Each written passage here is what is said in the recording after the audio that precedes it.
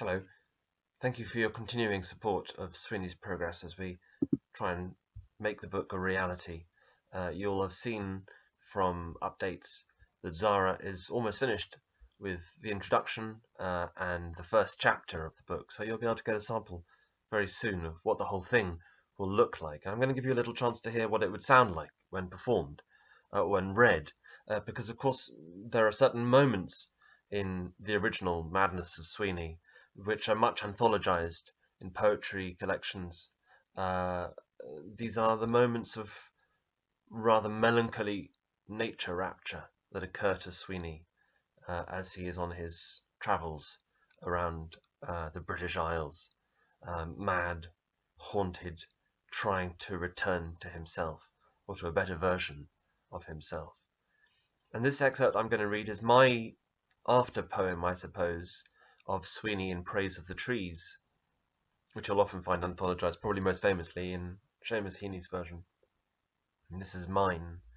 And a little context, I read this at the Extinction Rebellion Writers Rebel event in Trafalgar Square a couple of years ago, because it seemed to me relevant to that protest in defense of life. So this is Sweeney Sings of the Trees, after the medieval Irish poem Bula Sweeney.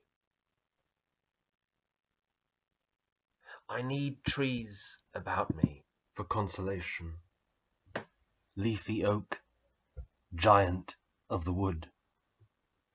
Hazel, little branching one, nursing your sweet nuts. Gleaming alder, you've no thorns to draw blood, only the blood red of your heartwood. Stabbing blackthorn, first flower light of spring, with your black sloes as summer dims. Breeze delighted birch, queen of the wood, smooth and blessed. Aspen, a quake with your rain's song in cloudless weather. Where the water runs and the blackbird goes to tilt away its thirst, sweet herbs and the smudge on the tongue of wild strawberry. Apple tree, you surrender your fruit when I shake you. Rowan, you quicken in spring with the blossom I love. Sombre yew, sheltering night from the brightness of day. And I will live happily in an ivy bush, high up in the antlered oak, and never come out. For the warbling of the blackbird is sweeter to me than the prattle of men and women. I prefer the squeal of the badger in his set to the horn of the morning hunt. Give me the echo of a belling stag as it runs free from glen to glen.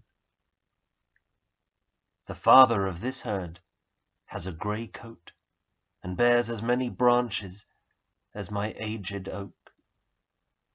Would that I could hide in the covert of his head, roost among his antlers in a thicket of horn. I am Sweeney, a cursed beggar. Madness forks from my skull into 1,000 tines. I too am hunted, haunted by voices, singing my lament and my hymn of praise.